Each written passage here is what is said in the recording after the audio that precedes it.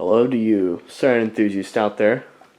It is currently 10:33 at night and it's really rainy outside, but beside that point, it's time for a Thunderbolt siren update here, and also a little tour around as well as to what has happened after the past few months since I've gotten this thing.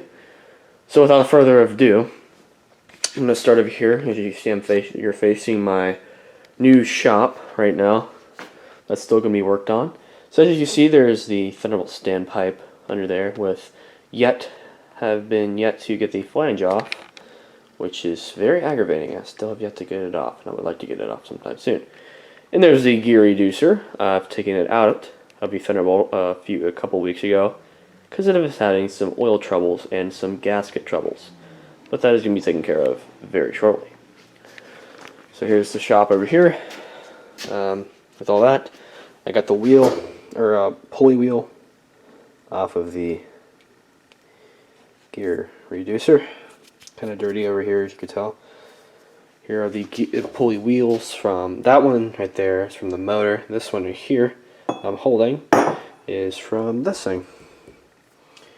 So there's that. Here's all the new and old hardware that can still be used. Here's my VL siren. Another thing importance of that. And also for you weathering enthusiasts, here's my 519 if you haven't seen it for a while. So yeah. Alright, so now for the fun part. The actual siren itself. So as you see, I finally have achieved my goal of getting this thing on a cart. It's now on a moving cart. We actually just built this cart yesterday, so really nice, and I love it. So you see, the horn is a little bit different. Well, there was at one point brand new white paint on here, but after a few days actually, something bad was happening with the paint. It started peeling off, and I put brand new primer back on, and the paint liquefied, and well, I mean, all that happened. So we're going to be getting the horn sandblasted along with, still have done this, to get this crack welded as well. So as you see, there's the original lead paint under there, and over here is the screen. If you look inside, and there's the towel. So here's the cart. Pretty basic. Credit to Cruz Newberry for giving me plans. Thank you so much. I do appreciate it. So I have primer on top, and you're probably questioning why. Well, because the white paint on here was starting to do something weird, and I just was like, well, I'm going to put primer on top, and as soon as I did that, it got too cold outside, so then I was like, well, I guess I'll finish this some other time. So, here's the beam that's probably going to have to get touched up very soon with some white paint. The sandblasted chopper tube. Probably in the last time in the first tube I ever did of this thing. I don't know if the chopper tube had all the yellow paint on here. It could have, most likely, but I'll have to look back. So it's still not. It's the original lead paint, and I did gloss it up about a couple months ago. But ever since then, it's probably gotten a little more darker and darker because lead paint acts weird once it's exposed after a while. So there's that. Here's the tag. It got some steel wooled because of rust and corrosion. I'm hoping to maybe get this thing repainted, like maybe send it to a person that knows how to repaint this, which I do know someone that could possibly do that. So there's that. Chopper cap, it's painted. But it's starting to lose some of its paint, unfortunately, so I'm going to have to get back and touch it up a little bit. I still have yet to get screws for the chopper cap. If you guys know the size of these things, please put it down in the comments so I can get the size and get some bolts. I need 4 of them. I need 4. Sorry, I was trying to count. I was like, oh man, my brain just went, no. So, yeah, I need 4 of these. I need the size though, so if you guys are watching the video, you guys know the size of the bolts that go from the chopper cap that attaches to the chopper tube. Let me know in the comments, because I need 4 of them. So, because I bought some that were a said size but did not fit, so you're too big. So here's the rotator, same as always, still shiny. I did touch up the 4 panels recently with new white paint because yeah, stuff happens. So there's all of that. Now, where did that come from? Where did this come from? Well, a special friend of mine that shall not be named in this video is a good friend of mine that gave me this cabinet. He had another one and said, "Hey, you can just have it." And I said, "Thank you." So, I've been restoring it, and I'm hoping to paint it yellow like this thing soon. I'm hoping. So there's that. This thing was very rusty. I could barely move it, but now it moves freely, like brand new. So this is the Cyrotrol cabinet, where, well, as you can see, this was an RCM cabinet, TC3 version, very, very early. But this is going to be repurposed into a Cyrotrol cabinet, which when I actually will be getting an AR timer very soon for this siren. So stay tuned for that. So you see how it's hooked up.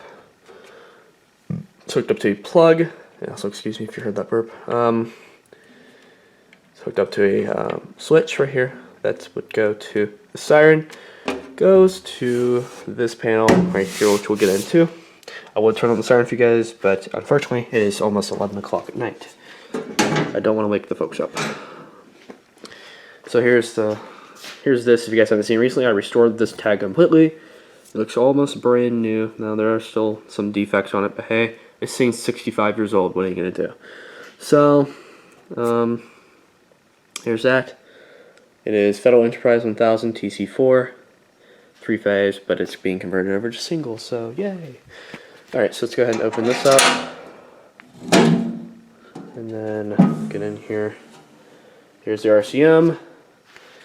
Where did that go? Where did that go? That's a very good question. This motor starter does not work anymore. It decided to say, hey, I'm not going to work anymore. So I took it out and I diagnosed everything, and the heater on the side decided not to push down. Once it did, black dust started coming out of it, so I was like, oh man, it burned itself. So hey, it doesn't work anymore. So I'm hoping to get a brand new motor starter for this thing very, very, very soon. So that way, instead of having, to always rely on that cabinet, I can just manually test this thing right here, along with hopefully getting a rotator motor for the rotator, because that exists. So, because blower, I have no idea I'm getting one, so don't ask me. So it's currently set on triple 4, like I've had it for a couple of months. So there's that. I've actually recently printed out a Thunderbolt manual, and all these motor starters, all that. Same magnestat, same everything, all that. So here is the schematics, the original schematics from 1955. Take a look at those and take a look at the papers. Hey, what's that?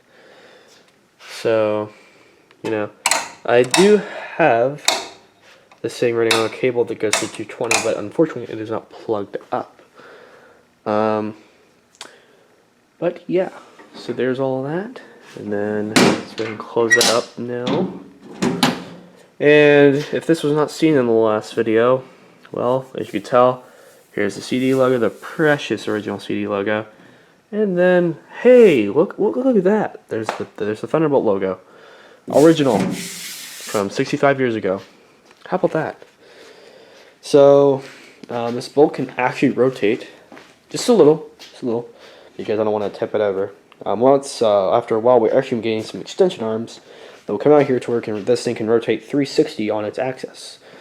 Won't that be fun? So, but it said that. So this thing can rotate very easily too, because there's no gear reducer in there. So, and I do have the clamp to the gears of the chopper tube tightened, but still, it can rotate very good. So, the oil cup, right there. I'm not putting it back in until I get this thing sandblasted, and plus this thing's not going to be rotating anytime soon because it has no rotator motor and the gear reducer is still being serviced. Always got to remember that, right? Well, I hate to cut this video short, but since, you know, stuff happens and I'm kind of in a rush, and I gotta get to bed soon since, you know, this video is taking around 10:30 at night. So, anyways, I'd like to thank you guys for watching this video. This is a little update on the Bolt, and I hope to do more things with this thing very soon. But luckily now this thing is on a cart, and hopefully one day we might be able to test this thing outside. Won't that be exciting, right?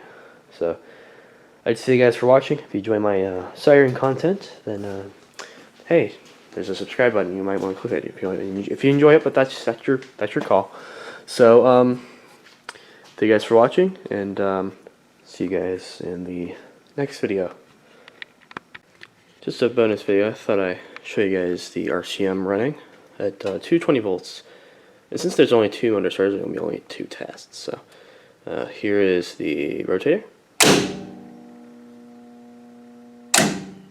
A little close here. And up here is the blower. Bit one more time.